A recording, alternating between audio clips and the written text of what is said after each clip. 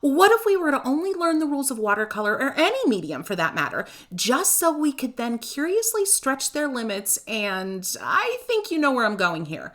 So today I'm breaking 3 of the many rules of watercolor. And while today it is much more apropos to bend art rules, I think you can probably all recall a teacher who had more don'ts than do's when it came to art. I am not that teacher. I am all about the do's, any which way you like. Let's get into this. I have my wash brush here loaded with some reds. Choose what you love.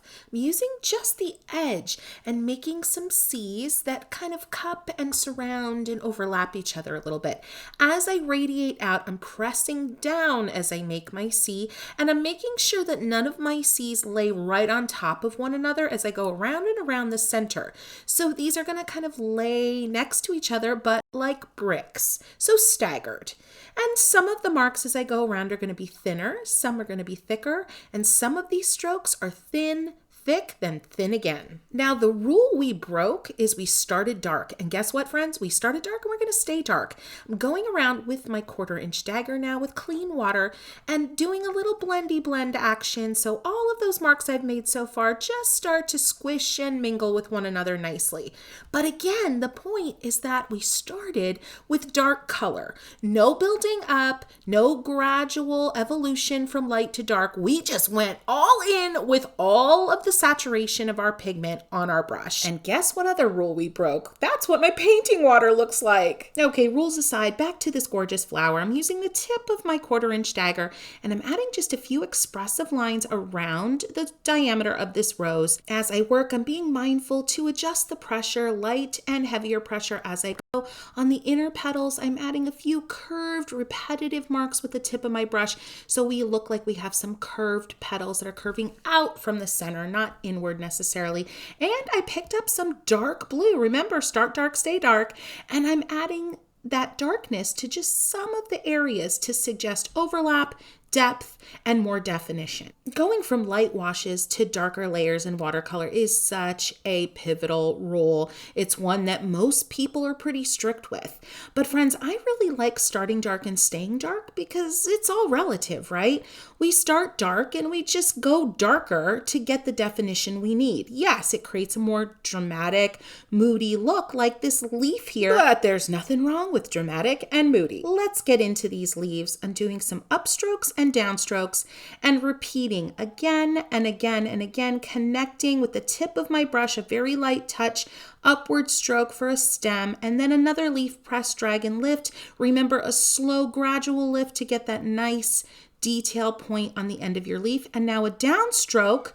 All of this is with the curved edge of my brush facing down to the page. If you're using a round brush, just a press, drag, because it's round, so any side will do. Start dark, stay dark is a fantastic exercise to really repel fear, because we hold so much fear when we hold those rules close to our heart when we're painting, right? Because we're so terrified if we break the rule, it's just going to be another reason that our painting is potentially not successful. But as you can see, I mean, at least in my opinion, I think this painting is pretty darn successful.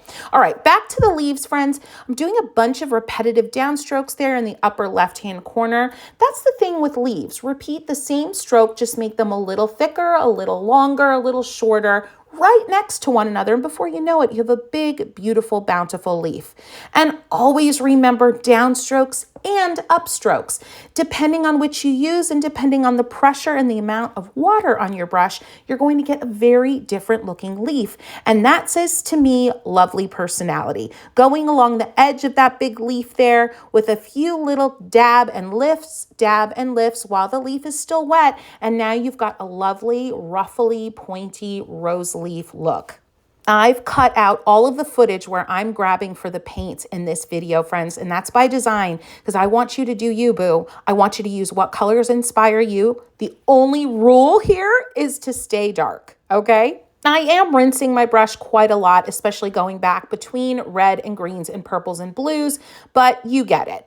All right, friends, now I did grab a little bit of white here. I was just experimenting to see how this felt, and yeah, nothing wrong with it. It's pretty, wasn't necessarily needed, but see, that's the rule keeper in me. It's the same thing that's in all of us. We all have this deep down desire to stick to the rules, and honestly, bringing in that white right there was my tendency to try to stick to the rules. But honestly, now looking at this, it absolutely wasn't needed. I had all the contrast I needed. Okay, friends, are you having a good time? Give this video a boop. That's a like. It really helps out my channel. And also, friends, head into comments. I want to hear what you think of my crazy start dark, stay dark technique, and if you're going to try it. And if you are going to try it, which you totally should, let us know what you're going to paint. Back to some more press, drag, and lift on the downstroke. Here we go. Let's talk about fear again. I'm adding darker to dark and having fun pulling some of it back out to see what's revealed beneath. That's what we call lifting. Friends, I'm going to link to a video in the information section here all about my favorite basic, standard, awesome, whatever you want to call them, techniques. Definitely going to want to check it out.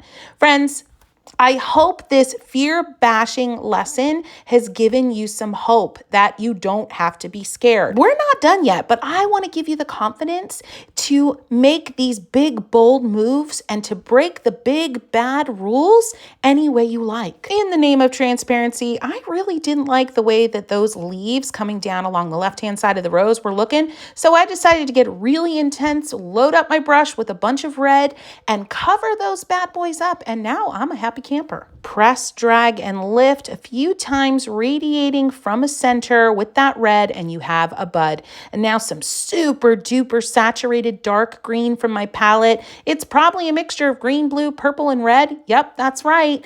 And I have some gorgeous press and lift leaves. I'm going to finish up this bud up here on the right-hand side, create kind of a stem and a few just simple whimsical marks. Recently, I created a video that's all about greenery filler, greenery bunches. I'm going to link it below. You're going to want to watch it. Now, in terms of starting dark and staying dark, creating the veins on these dark blue leaves is proof that you can still get depth and dimension when you start dark. Now, obviously, these leaves aren't the darkest they could be, but they're pretty dark.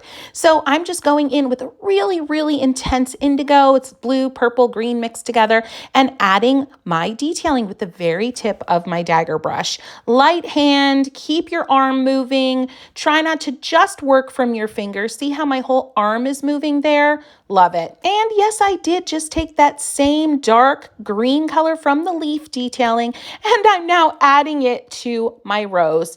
And it's giving such glorious dimension, really light touch, little moments here and there. Don't overdo it. Fight the urge to do more of a good thing, because before you know it, you'll have overdone it. Okay, this painting should have been a failure because I broke a lot of rules. I broke the big ones. I painted with muddy water. I started dark and I stayed dark, and I really didn't use the perfect brush suited for the project. But you know what?